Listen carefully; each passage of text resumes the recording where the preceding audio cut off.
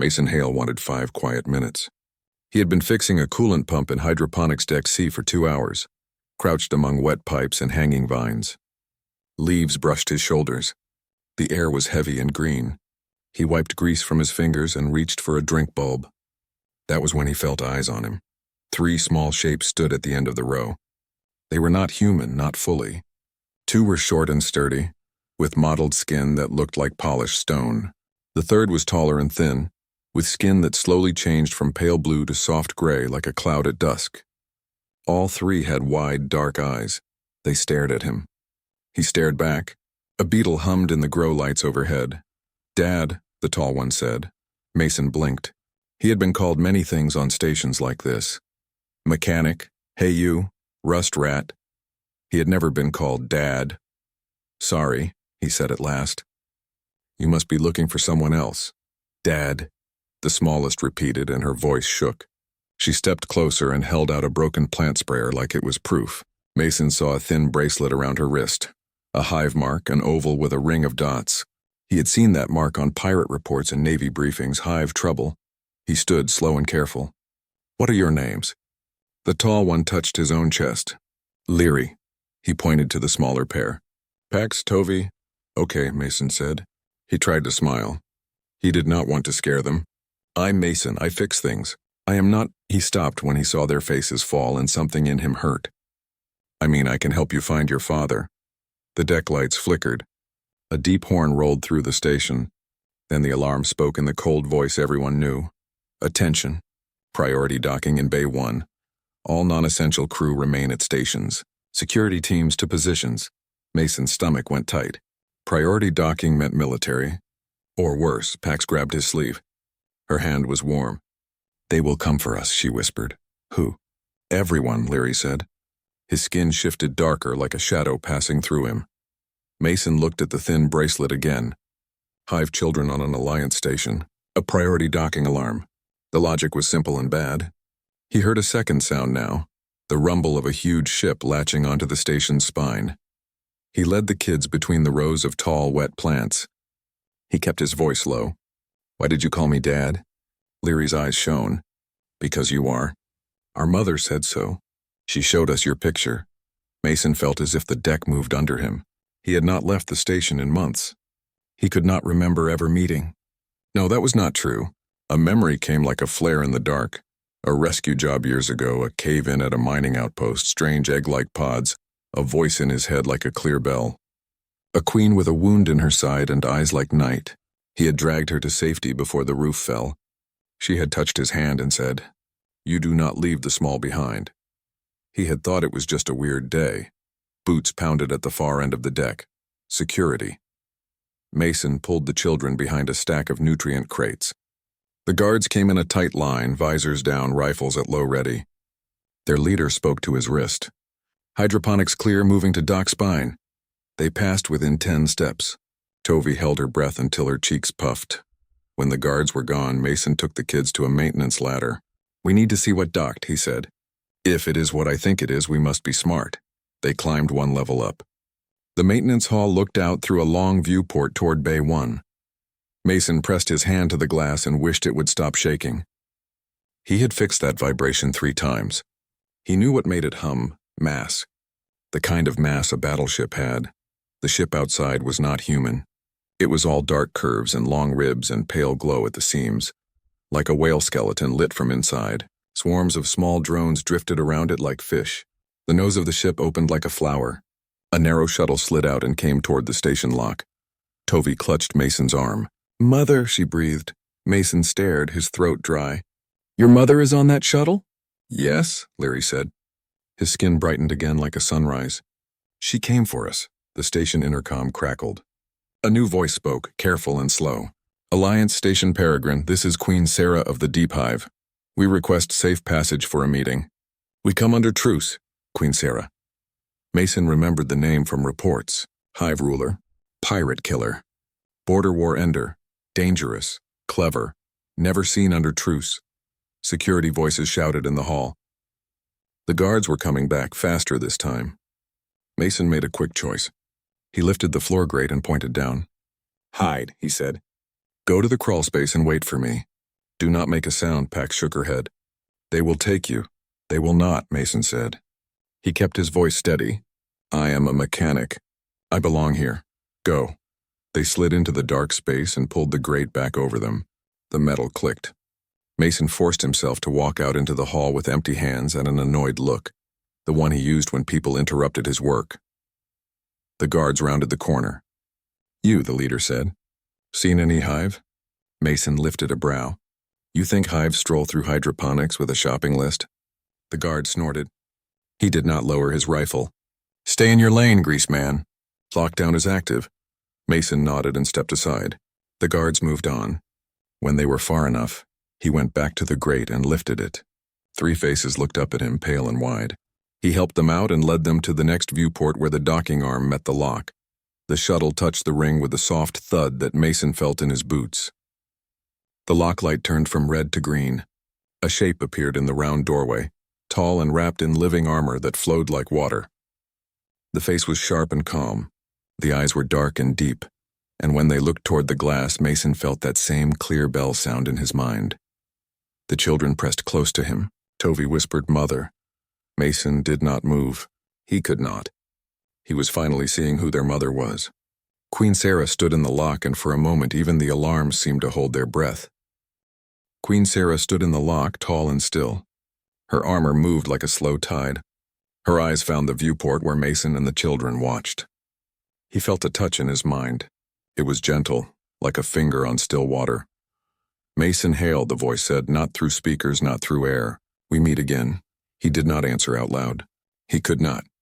His heart beat hard. He looked at the 3 children. Leary's skin shifted with soft light. Pax squeezed Tovey's hand. They were shaking, but also hopeful. Hope was dangerous on a station under alarm. Down the hall, security boots hammered the deck. The intercom spoke again. Queen Sarah, remain at Dock 1. Station command requests a formal talk under truce protocols. Any hive drone past the red line will be destroyed. Sarah did not move.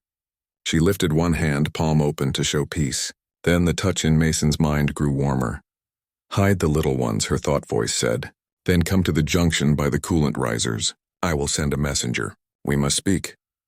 Mason led the kids back into the crawl space and slipped the grate into place. I will be close, he whispered. No sounds.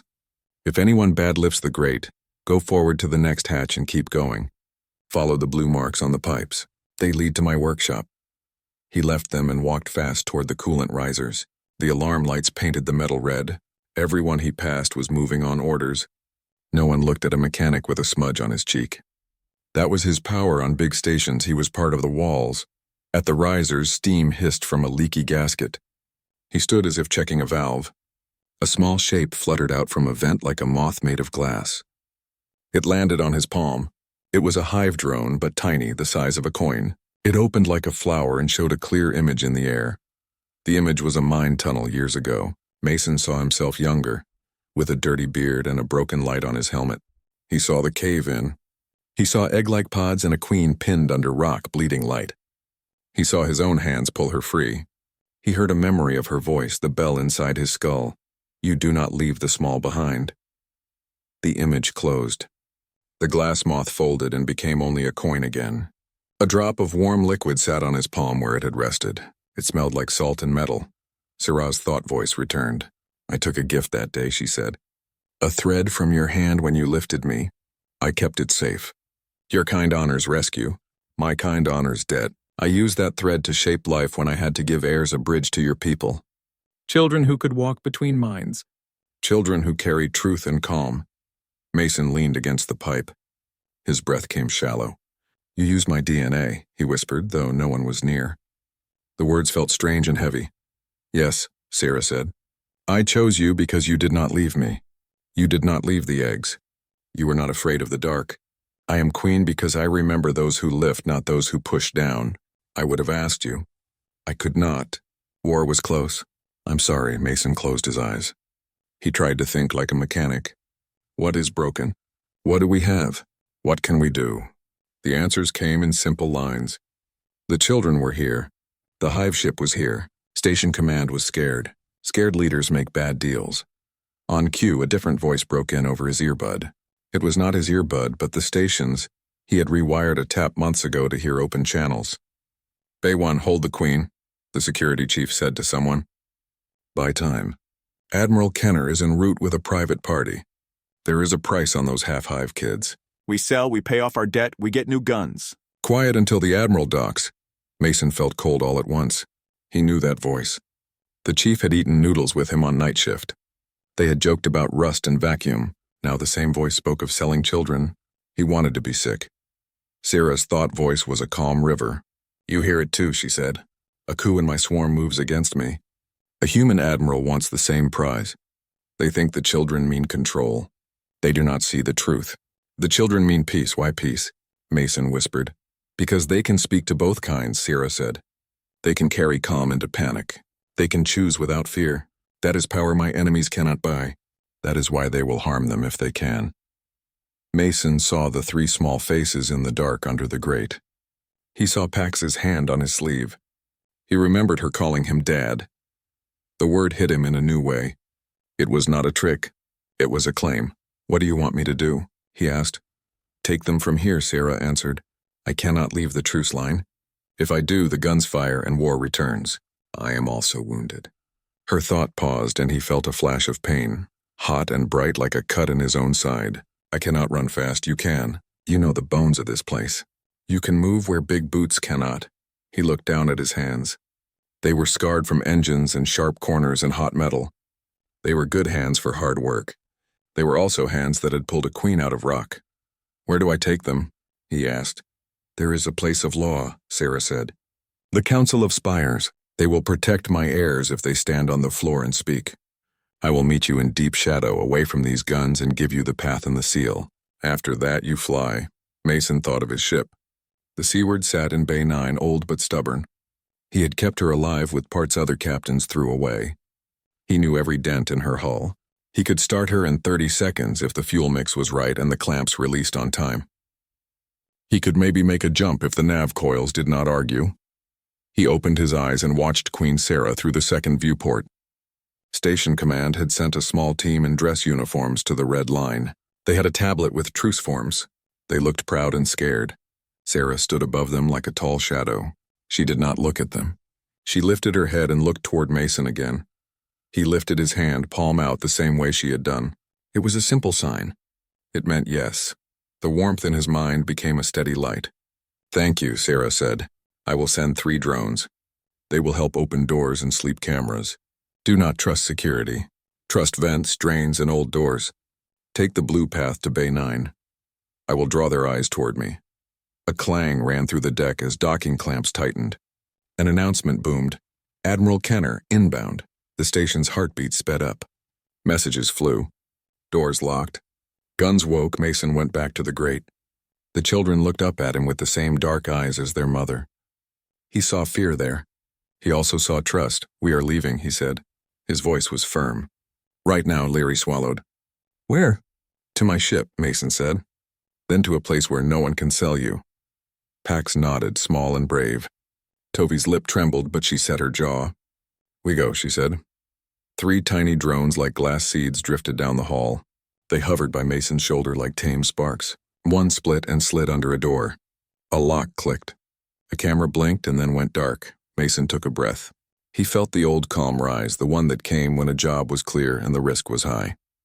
He checked the route in his head. Coolant risers, gray ladder, conduit 17, blue stripe corridor, the laundry drop, the waste chute bypass, then Bay 9. He would need a code for the bay clamps. He had written one last winter when the clamps froze. He would use it now. He put his hands out. The children each took one, small fingers warm and sure. He looked once more toward the lock where the Queen waited under truce in danger. Hold them a little longer, he whispered to her in his mind. I will, Queen Sarah answered. Run, Mason Hale. He ran. Mason moved fast, but not in panic. He knew every line on this station like lines on his own hand. He took the gray ladder down one level with the children close behind him and the 3 tiny drones floating like sparks at his shoulder. The alarm lights pulsed. A cold voice named doors, bays, and lockdown codes. The station sounded like a big animal that had just smelled blood. At conduit 17, Mason stopped and used his wrench as a lever to pop a side panel. Warm air hissed over their faces. Inside, He saw the blue paint stripe and arrows that he himself had painted years ago for lost cargo bots. "In here," he said. "Single file. Stay low." They crawled for 20 meters. The metal rang under their knees. Leary's skin shifted to the same dull gray as the duct walls. He looked like a ghost moving through fog. Pax touched the side of the conduit and closed her eyes. "I can feel power," she whispered. "It is angry. It is busy," Mason said. "Like a pump before it burst. Keep going." They came out above the blue-striped corridor. 2 security officers stood at a checkpoint with a camera and a motion scanner. The officers were tense and talking into their sleeves. A third man in a black coat leaned against the wall. He had a thin smile and a badge that was not station issue. He was a mercenary hired trouble. He watched the scanner without blinking. Mason looked at the camera. A tiny drone drifted up to it, split open like a flower, and the camera blinked and died. The scanner still hummed. The black coat man frowned and tapped it. Tovey leaned against the grill beside Mason. Her voice was very soft. "Sleep," she breathed like a hush, and her eyes went dark and deep. One of the officers yawned. His shoulders dropped. He blinked slow. The second officer rubbed his forehead and sighed. The mercenary took a half-step forward, annoyed, and that was when Mason flipped a coin bolt down the duct. It dropped, hit the floor behind the checkpoint with a sharp ping, and rolled. The black coat turned his head. In that heartbeat, Mason pushed the grill out and slid down, landed with quiet knees, and lifted his old badge with the practiced scowl of a man who hated delays. "Coolant leak by the risers," he said in a bored voice. "Chief wants a pressure read." "You want your boots to melt?" "No? Then let me pass." The sleepy officers waved him through on anger alone. The mercenary's eyes narrowed, but he did not stop a man with a tool belt during an alarm.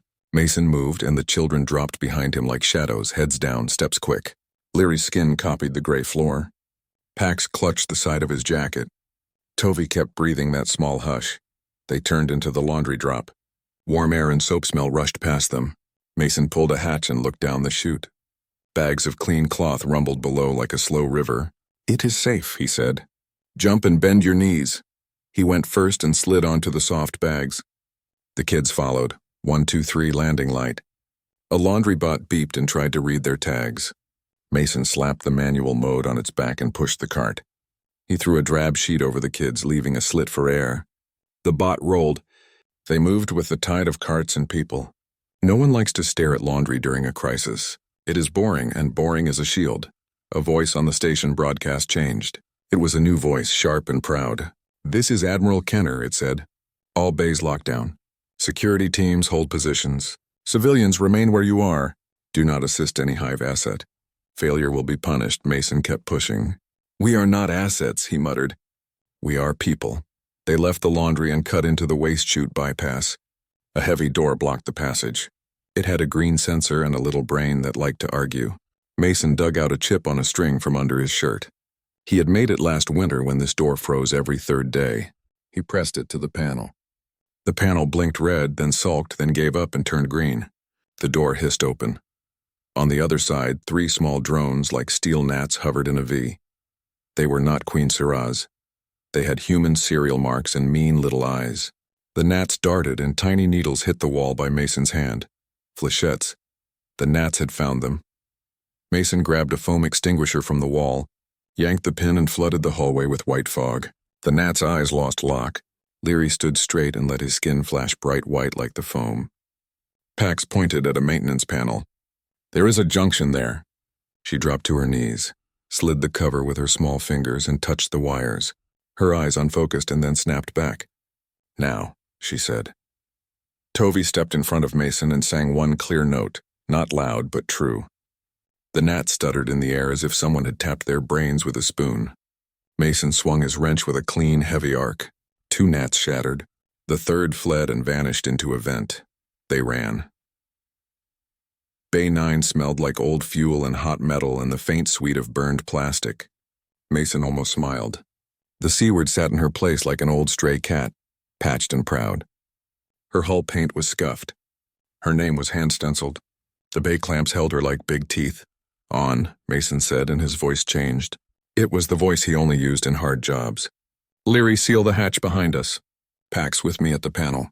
Tovey, strap in and listen for any ship that sings at us. If the Seaward complains, tell me where. They ran up the ramp. Mason hit the hatch close, and Leary pressed his palm to the metal. His skin darkened and rippled. The hatch groaned and then locked with a deeper sound than usual, as if the metal itself had decided to say no. Mason jumped into the cockpit and slid into the left chair. He threw switches that other captains had labeled "Don't Touch" and "Never."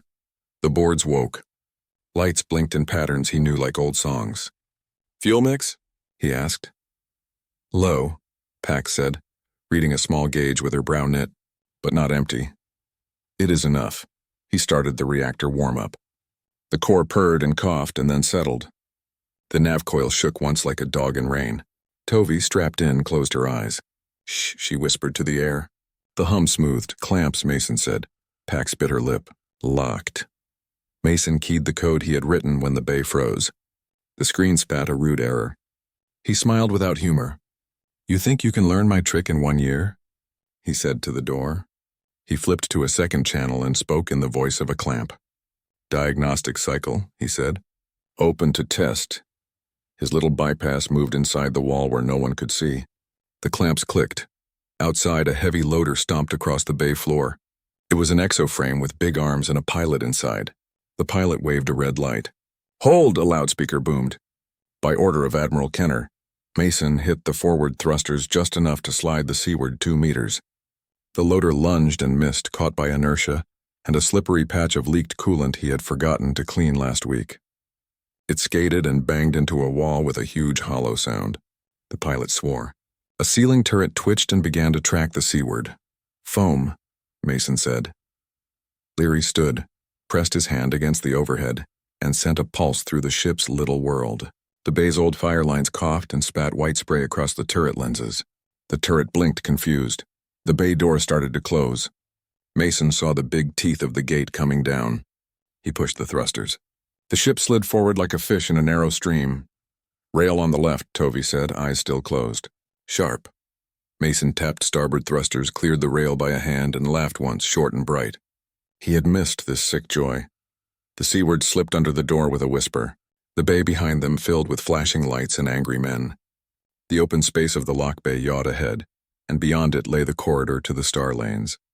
"Station defense grid is hot," Pax said, looking at a dirty screen. "They see us." "Not for long," Mason said. "Waste flush in 10-9. He had learned the station's habits the way a farmer learns the weather. At set minutes, the station flushed waste from processing into a recycler. It made a cloud of dark debris right at the mouth of the corridor. He had timed it by smell and clock long before this day. Now the lights on the wall changed in a pattern he knew. A panel opened and a black spray of junk shot out into the corridor in a wide sheet. "Now," he said, and pushed the seaward into the garbage cloud. They were blind. The ship shook as old wrappers and dust hit the hull. The sensors whined and lied. The defense grid looked for a clear ship shape and found only noise. "Hold course," Mason said, soft and sure. He could feel the ship's bones under his hands. The cloud thinned. The lane opened like a mouth. Stars showed hard and bright. Behind them, alarms screamed. Ahead, the long black was wide. "Jump?" Pax asked. "Jump," Mason said. He pulled the lever. The nav coil sang. For one breath, space bent like hot glass. Tovey's hand tightened on the armrest. Leary's skin flashed with a shimmer like heat over a road. Pax closed her eyes and smiled in relief. They were gone. The seaward dropped out of jump into a place with almost no stars. Dust filled the dark like slow smoke. It was a nebula, thick and quiet. Sensors saw very little. The ship felt alone. Mason cut the engines to idle. "Dark running," he said. He dimmed the cabin lights and let the ship drift. The kids watched the screens. Leary's skin took on the faint gray of the nebula. Pax held the armrest steady. Tovey listened with her eyes closed as if space itself spoke to her. A small ping reached them. It was not radio, not laser. It was a soft tap on the mind like a pebble on a window. "Here," the tap said, "come slow." Mason breathed out. "Queen Sarah," he said. He nudged the thrusters by a whisper. The seaward slid through the dust toward a shadow shape. At first it looked like a rock. Then it unfolded a little, and he saw it was a shuttle, grown in a hive yard but hurt. Long cuts ran down its side, sealed with dull paste. One fin hung crooked. Pale light flickered at the seams. It was hiding under a veil of chaff and net, but not well. "Someone shot her," Pax said, voice small.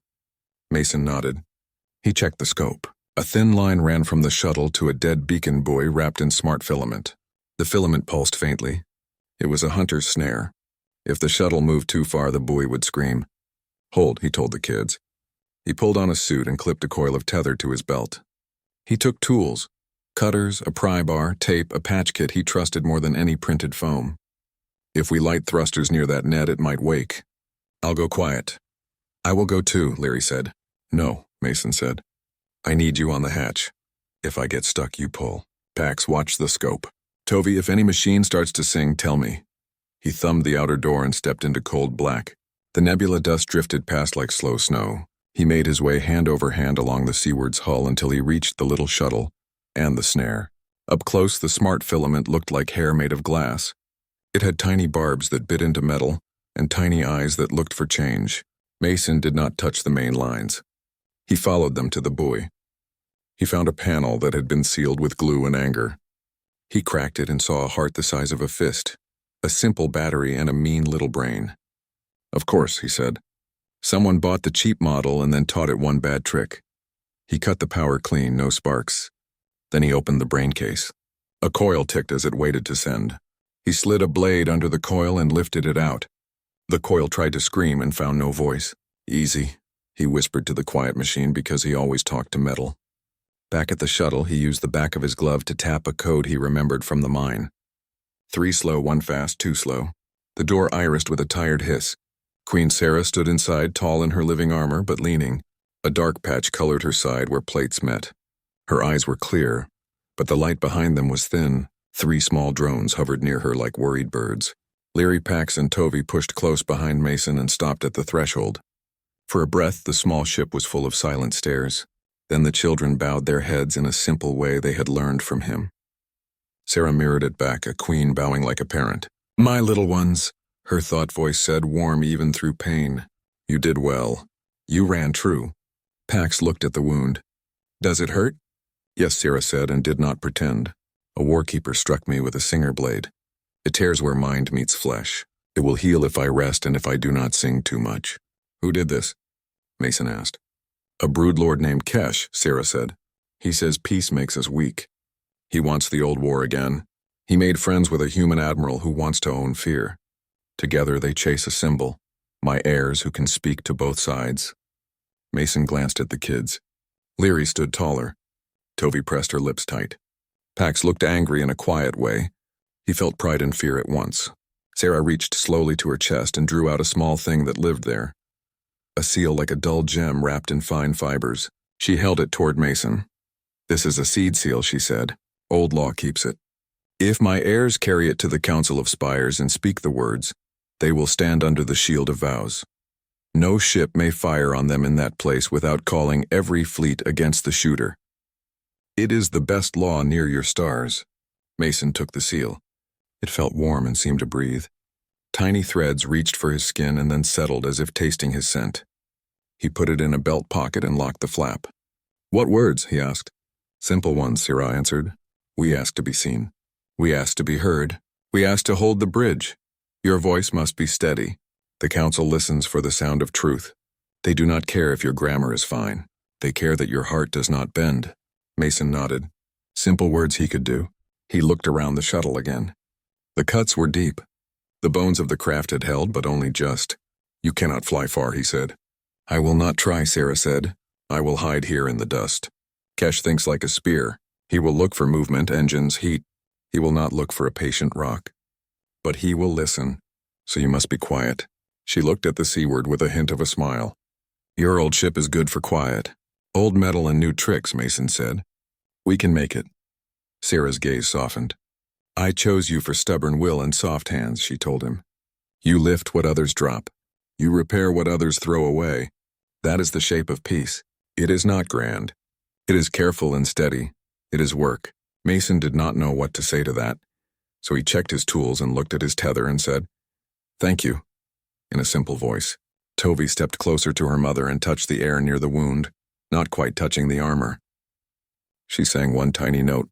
The note was not magic, not a cure. It was a kind sound like a hand on a shoulder. Sarah's breath eased. "Little star," Sarah said to her. "Save your voice for the road. They moved back into the seaward. Sarah did not cross the hatch. She stood in her ship and the children stood in Mason's, and they touched palms across the line as if it were a kitchen threshold. It was a strange, sweet sight, war and peace in one doorway. Routes? Mason asked. Sarah's drones projected a simple map into the air. No glowing arcs, no full nav grid. Only 3 quiet paths between drift anchors like footpaths between trees. Do not use gates, she said. Do not buy fuel in bright places. Skim ice from dark rocks. Trust old stations where the signs are hand-painted and the owners remember faces. When you must send a message, send one that looks like a ship's rust report. Kesh's ears are sharp for grand talk. He ignores boring notes. Be boring when loud men listen. Mason smiled at that. I have a talent for boring reports, he said. Sarah's eyes warmed again. I know. A soft tremor ran through the nebula. Tovy's head snapped up. Something looked, she said. Pax checked the scope. A needle of signal poked the dust, then slid away. Scout, she said. Far. We go, Mason said. He looked at Sarah. We will take them to the council. And I will pull Kesh in the Admiral's eyes another way, Sarah said. I will stir the water where you are not, so your wake is lost. If I fail, I will fall loud and hard so they look at the noise and not the path. Leary swallowed. Mother. I am queen because I do not hide from hurt, Sarah said. I will live. If I do not, I will die in the place that keeps you safe. Both are duties. Both are love. Mason felt the seal warm in his pocket. He squeezed the edge of the hatch. We'll see you again, he said, not as a wish but as a plan. Yes, Sarah said. Go, Mason Hale. Teach them the names of your tools. Let them teach you the names of their songs. That is how bridges hold. The hatch irised shut. Mason reeled his tether, crossed the small gap, and kicked back onto the seaward. He cycled the lock and dropped into the cockpit. The kids strapped in without being told. The drones from Sarah tucked into a wall niche and went to sleep. Mason brought the engines up like a whisper and angled the nose to the first dark path. He felt the ship smile under his hands, old metal ready for one more hard job. Next stop, he said, ice rock and quiet fuel. After that, Pax said with a brave grin, the Council of Spires. After that, Mason agreed. We asked to be seen. He pushed the throttle just enough and the seaward slid into the dust, small and stubborn, carrying 3 children, a seed seal, and a very human promise. Days in the dark lanes felt long and short at the same time. The seaward drifted from anchor to anchor and skimmed thin paths through dust. There were no bright ports, no loud market songs, only quiet work and careful moves. It was the kind of road where a mistake echoed for hours. Mason liked that kind of road. It made him breathe slow. It also gave him time to teach and to learn. The first lesson was tools. In the galley, he cleared a small table and lined up simple things. A wrench, a flat driver, a star driver, wire cutters, a spool of tape, a little tube of seal paste, a light, and a battered gauge that still smelled faintly of old ships. He tapped each one with a knuckle. This is a wrench, he said. It turns bolts. If it slips, you get a scraped knuckle. That still hurts in space. Leary watched with steady eyes. He reached out, took the wrench, and mimed turning a bolt. Then he nodded, as if he had put the idea in a safe place inside his mind. This is a flat driver, Mason said. This is a star driver. They look the same from far away. They are not the same up close. That matters, Pax smiled. Humans carry many tools for many shapes, she said. The hive makes shapes fit one song. Sometimes the song breaks, Mason said and smiled back. Then you need a flat driver. Tovey touched the tape.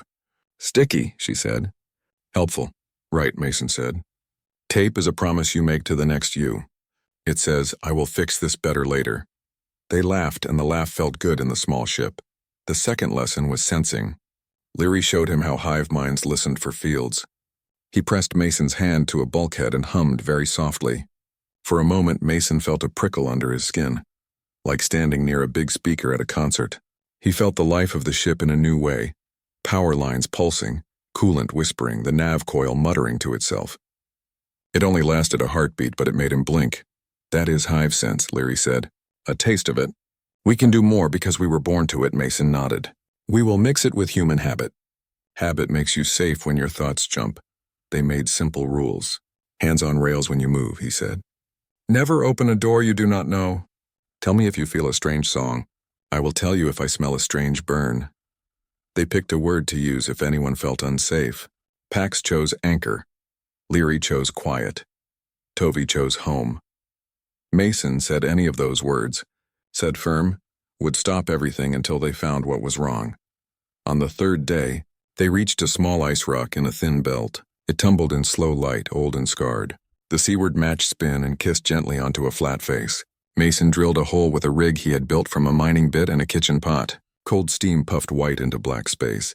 He ran a hose from rock to a tank. Water flowed. Pax ran the small electrolyzer they kept for bad days. It split the water into breath and burn, oxygen for the ship, hydrogen for the engine. She watched the power draw and adjusted the rate with careful fingers. If we pull too fast, the lines complain, she said. If we pull slow, they fall asleep. Find the middle, Mason said. Machines like a steady friend. Leary went outside in a suit and pressed his palm to the clear dome of ice around the drilling point. He let his skin go very cold and very still. Tiny cracks that started to run stopped and healed with frost. It holds, he said over the line. Tovey stayed in the cockpit and listened for scouts. She sat very straight with her hands on the chair arms and her eyes half closed. Nothing sings near, she said. Only the rock and us. They ate noodles and a little fried vegetable from the hydroponic bin. Tovey tried hot sauce and made a shocked face and then giggled. Mason told them about a blue sea he had seen once, a long time ago, when his ship had skimmed low over a water world, and he had looked out a window and felt small in a good way. Water is big, he said, but a cup of it still helps. They slept in shifts. Mason woke to a soft tap on his shoulder. Pax stood by his bunk, eyes wide. The ship feels itchy, she said. Like air that wants to spark. He swung his feet to the floor and felt it too, a dry, tight crackle along the walls. The screens in the cockpit showed a thin smear in space like cloud. Ion storm, he said. Small but close. Ion storms were not like thunder on old worlds. They were swarms of charged dust and fast wind of small particles. They crawled into wires and whispered bad ideas to machines. They made sensors lie.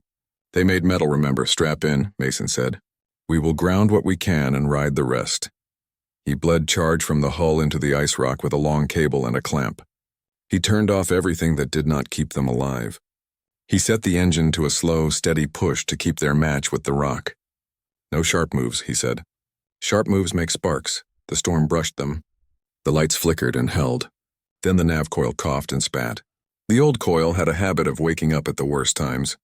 A pane on the panel popped and smoked. The smell was sharp and bitter.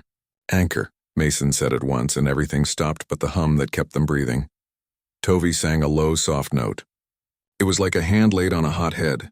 The nav coil's angry buzz calmed. Leary went to the coil cabinet and put his palm to the casing. He let his skin change color and texture until it matched the casing's dull gray exactly. The coil's field found a friendly mirror and settled. Pax popped the smoked pane, coughed, and waved the air away. A small board burned, she said. It asks for a new piece. Mason opened a drawer, found a spare, and set to work. Star driver, he said. Pax handed it to him without looking. He pulled the bad board and slid the new one in. He taped a small crack on the corner. I will fix this better later, he said, and Tovey smiled at the tape joke even in stormlight. A blue spark jumped across the panel and bit his knuckle. He swore under his breath. Leary gave him a look that said in a simple way, You said that hurt in space, remember? Mason grinned despite the sting. It still does, he said. Thank you for the reminder. The storm grew for a long hour. It hissed along the hull and flicked at edges. The kids worked in a quiet circle with him. Tovey sang when a hum rose too sharp. Leary smoothed fields with the patience of rock.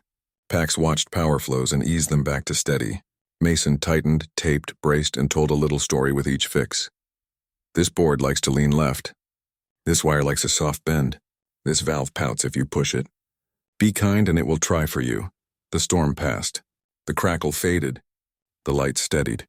Mason leaned back in the chair and let his breath out.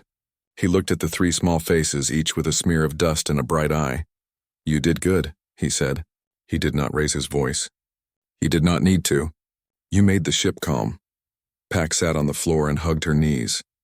I was scared, she said. But it was a small scared. Small scared is honest, Mason said. Big scared makes you rush. Small scared makes you careful. They ate again, and this time Mason cooked a stew from ration cubes and a real onion from the bin. The ship smelled like a kitchen and a workshop at the same time. He handed out 3 small cloth patches he had cut from an old seaward coverall: a star, a wrench, and a wave. Patches? Leary asked. Crew marks, Mason said. He sewed the star on Tovy's sleeve, the wrench on Pax's, the wave on Leary's. We are a team. You are more than cargo. You are not a problem to move. You are crew. Tovy touched the star and beamed. Pax held her arm out straight so the stitch would be neat. Leary looked at the wave and then at the old letters stenciled on the wall. He nodded. We are the Seaward, he said, proud and quiet. They told simple jokes after that. Mason taught them knock knock, and the answers made no sense but made them laugh anyway. Leary tried a hive riddle that was more of a feeling than a word. Mason pretended to solve it by sniffing the air and saying, "It smells like wet metal," and Leary laughed until he had to lean on the table. When they slept that night, Mason set the alarm to the softest tone he had. He lay awake for a while and listened to the ship breathe and the kids breathe. He felt the warm weight of the seed seal in the pocket where he kept it close to him even in sleep. He thought of Queen Sarah in the dark, holding eyes away. He thought of the council and the words they would need to say.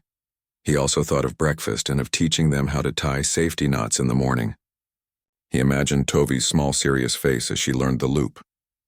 He smiled in the dark. In the morning, they would leave the rock and take the next quiet path. The Seaward was a little stronger. The crew was, too. They were not just running anymore. They were moving as a family, part human, part hive, all stubborn, all ready. The Seaward came out of jump to the Council of Spires.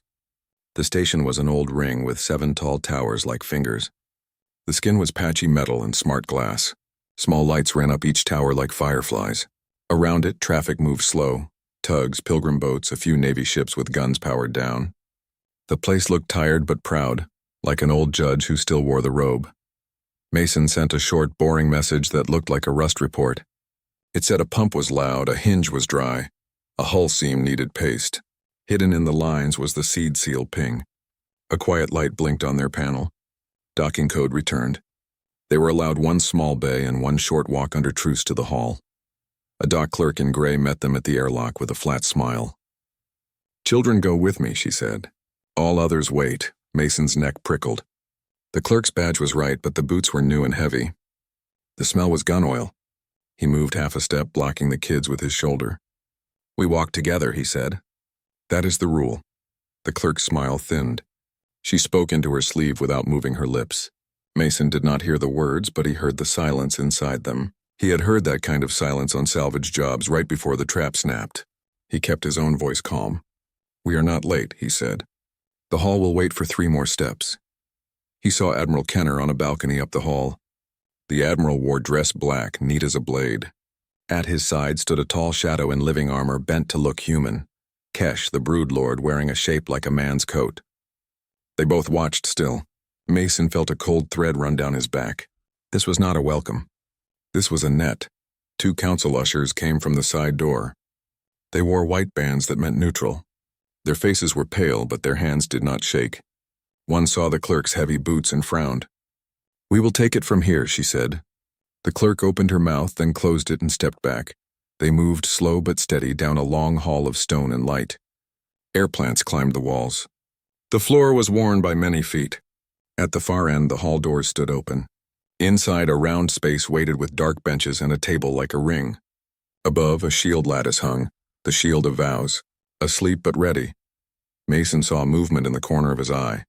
Black coats near the vents, a camera that turned too slow, a panel labeled "Flow Test" with a small scratch he knew meant tampered.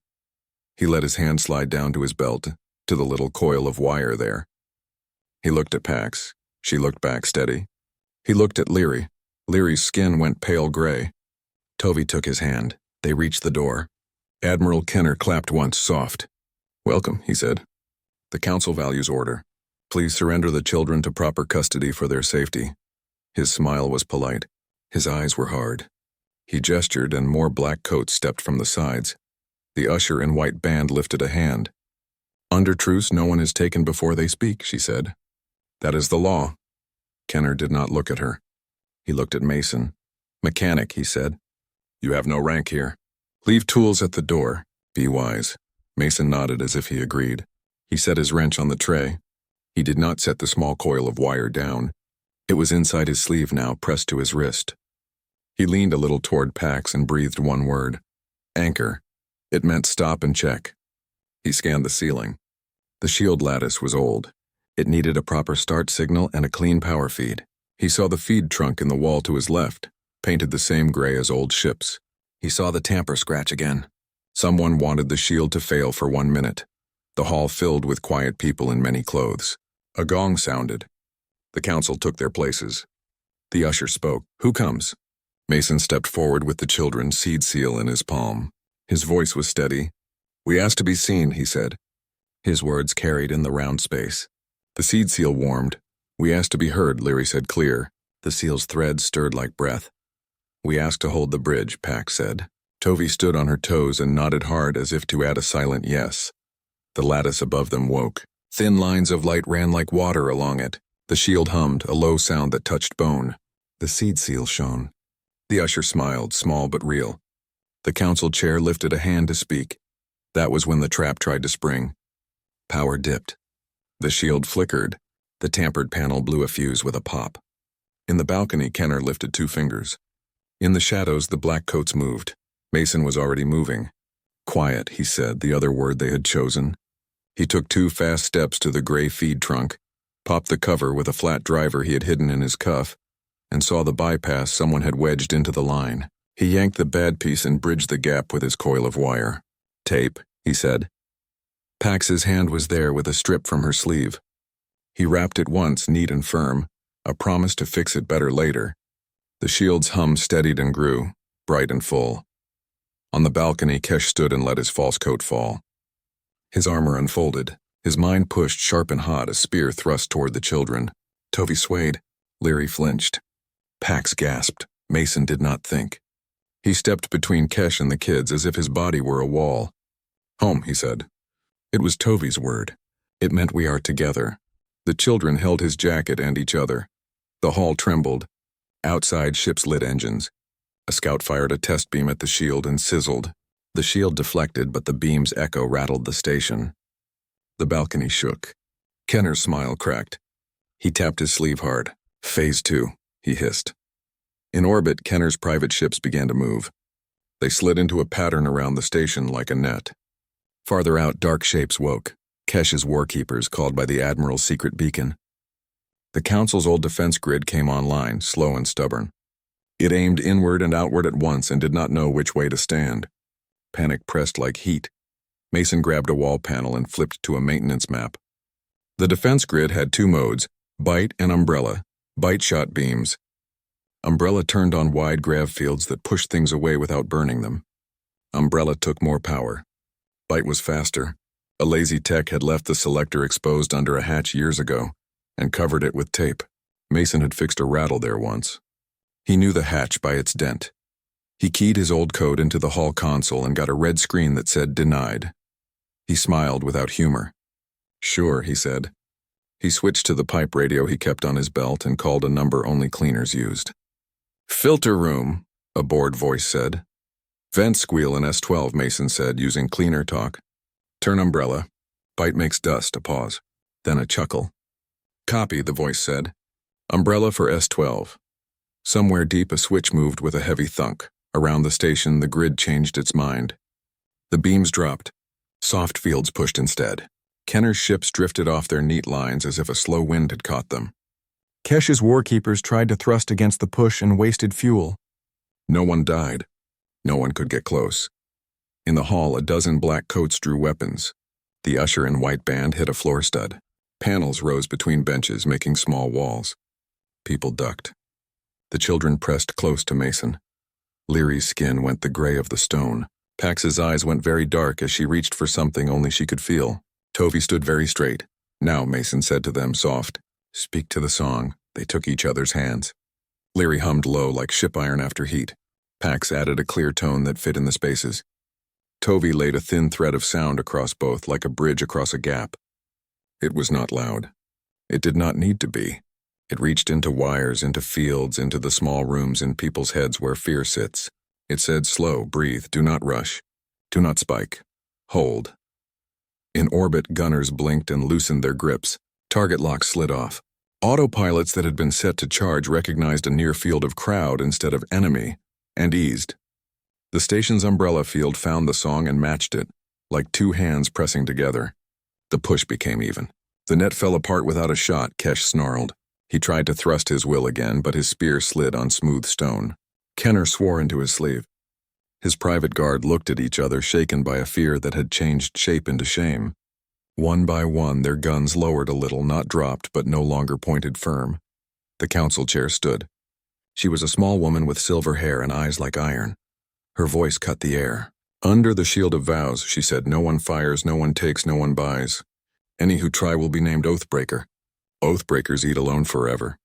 In space, that meant no fuel, no port, no help. It was a deep cut. Kenner forced a smile back on his face. For the record, he said, I came to keep order. You came to sell children, the chair said. Her voice was still calm. We heard your whisper. We do not like that kind of order. She looked at Mason and the kids. You spoke the words. The shield heard. You stand under law. Mason felt his knees loosen. He did not let them bend. He kept his body like a wall until the last of the black coats backed away. He looked at the kids. Their hands were still linked. Their faces were tired and bright. He nodded once, proud. Far away in the dust lanes, a shiver ran down the quiet path they had taken. Tovi's head turned. Mother, she said, very soft. No one else heard it, but all three children knew. Something had changed where Queen Sarah hid. The chair's voice softened. Be welcome, she said. Rest. He put a hand on the seed seal in his pocket. It was warm and steady like a small heart. The trap had failed. The shield held. No one had died. But the next part would not be easy. Outside, ships drifted like tire. The hall was still under the humming shield when the new sound came. It was not a siren. It was a clean note, simple and steady like a bell in fog. The note touched the seed seal in Mason's pocket. It touched the three children's hearts. Leary looked up. Pax squeezed Tovi's hand. Mother, Tovi whispered. A dock call flashed on the council wall. Truce arrival. Hive shuttle. The chair nodded once. Open a lane, she said. The umbrella field eased just enough for one small craft. The shuttle came in slow and careful. Its skin showed old cuts sealed with dull paste. It settled on the hall's inner pad with a soft thud. The iris opened. Queen Sarah stood in the doorway. She was tall, but she leaned on a staff grown from her own armor. The wound at her side was wrapped in living fiber. At her back stood another hive figure, strong and calm, carrying a crest of woven light. Her eyes were like Sarah's but younger. She wore no crown. Sarah did not step past the red truce line. She bowed her head to the chair and then to the children. My little ones, her thought voice said, warm and tired. You held the bridge. The children wanted to run. They stopped at the line because they were crew now and they understood rules. They pressed their palms to their chests and lifted them. The simple sign Mason had taught them to mean I am here. Sarah answered with the same sign. Admiral Kenner tried to speak first. This arrival is irregular, he said.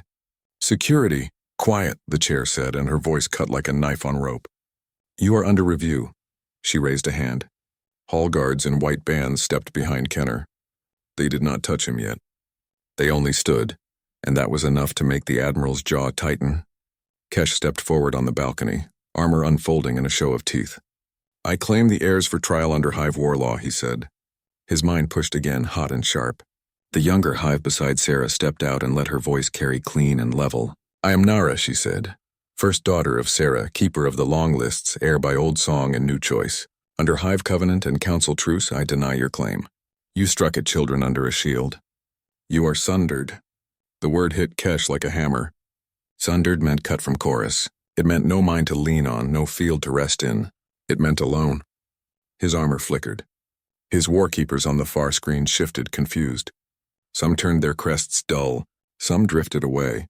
Kesh's face twisted. He looked at Sarah. You give your crown to this soft voice, he spat. Sarah lifted her staff and stood straighter. I give my crown to the one who can hear a storm and not become it, she said. I have been queen in war. Peace asks a different shape. The price is mine to pay. She unthreaded a living band from her chest. It shimmered with the weight of many oaths. She placed it across Nara's shoulders. The band dimmed and then steadied, fitted to a new singer.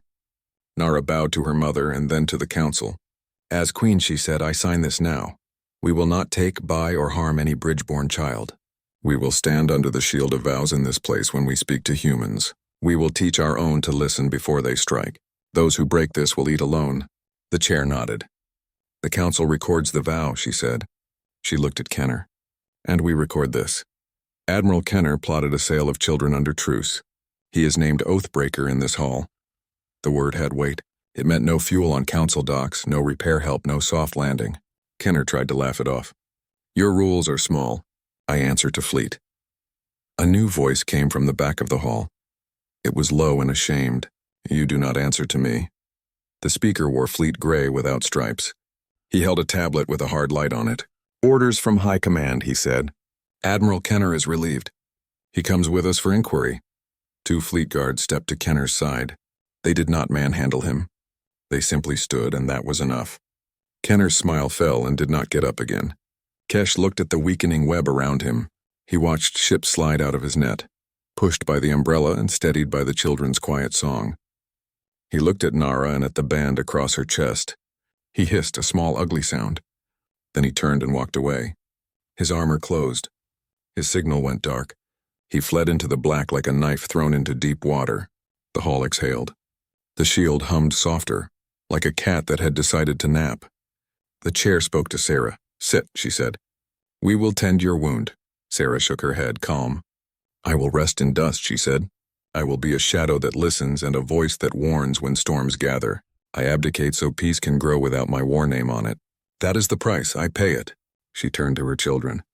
Her eyes were bright but steady. I will not call you to my side, she said. You have a father who lifts, not because law says so, but because his hands choose it. You may choose him. You may choose me. You may choose both and walk between. Bridges are walked, not owned. Leary looked at Mason. Pax looked at Sarah. Tovey looked at both and then at the patch on her sleeve with the little star. They did not speak together this time. They spoke one by one so each word could stand. I choose to live with Mason, Leary said. He shows me slow fixes and small truths. I will visit Hive and learn songs. But home is with him. I choose Mason too, Pax said. He makes rules that keep us safe and make us strong. I want to bring those rules to Hive and bring Hive songs back here. Tovey stood on her toes and lifted her chin. I choose Dad, she said. And the simple word landed like a soft hammer. Sarah's smile was small and full. Good, she said. Then you will be my bridge as children and later as leaders. Walk both roads. Do not rush. Do not bend your heart. Nara stepped close to Mason. She held out a simple badge, metal and fiber stamped with the council seal and the Hive crest. Words were etched in plain script, Envoy Mechanic. We ask you to carry messages and fixes, Nara said. You know how to calm machines and people. You are not grand. That is why you will work. Mason took the badge. It felt like the seed seal, warm, alive, and heavy with a job. He hooked it on his belt next to his worn tools. I can do that, he said. I can fix squeaks and also sit in rooms where people shout. The chair smiled, the first true smile he had seen on her face. Both need oil, she said. They gave Sarah a small bow platform so she did not have to bend. The council healers wrapped her side with cool light. When she left, she did not take trumpets or guards. She stepped back into the battered shuttle with the calm of a worker at the end of a long shift. She lifted her hand once. The children lifted theirs. The iris closed. The shuttle slid away into the safe lane, a patient rock moving to the shadow where it would watch. Days later, papers were signed. Not big speeches, just plain text. No buying of people, no secret nets around the spires. A registry for bridge-born children under council protection, and a standing truce bell anyone could ring when fear rose. Fleet posted a notice that Kenner was removed. The council posted a notice that Kesh's name would bring no welcome. Stations took those notices and taped them to doors. Tape is a promise to fix better later. Life did not turn soft. There were still hard men and sharp ships in the lanes, but ships near the spires slowed a little more often. Gunners checked alarm stories twice. A few captains printed the 3 simple lines and stuck them above the helm. We asked to be seen. We asked to be heard. We asked to hold the bridge. The seaward became a small, steady sight on the slow roads. Mason flew with the badge on his belt and a wrench in his hand. Leary read field maps and heard the quiet moods of stations. Pax kept power lines honest and wrote boring reports that carried seeds of truth. Tovey sang to angry doors until they sighed and slid, and sometimes to angry people until their hands fell from their guns. In one port, they fixed a pump that screamed like a kicked animal. In another, they showed a hive crew how to wrap a human wire so it did not bite. In a third, they sat with a council that had no shield lattice and taught them how to build one from old rails and new code. Sometimes Mason spoke the words. Sometimes the children did. Every time the room felt a little wider after. One evening back on the seaward, Mason stood at the open hatch and looked at the stars. They were not softer now. They were still hard points in a big, cold dark, but the road between them felt a little less lonely. He checked a list on his pad. It was simple. Grease hinge, clean intake, teach knots, send a rust report that also carried a quiet meeting time in a quiet bay. He smiled. He liked lists. Behind him, Tovey practiced the loop knot and giggled when she made it right. Leary hummed to the nav coil until it purred. Pax taped a hairline crack and said, "I will fix this better later," and grinned at her own joke. Mason touched the seed seal through his pocket. It was warm. He touched the badge at his belt. It was firm. He closed the hatch and patted the door when it latched clean, because he always talked to metal. "Ready?" he asked. "Ready," 3 voices said. He eased the seaward free. The ship slid into the lane, small and stubborn. There would be new storms and new fixes. That was fine. Peace was not a switch. Peace was work. He had good hands for that and good crew. They would hold the bridge. They would get the next repair right. And if they did not, they would fix it better later.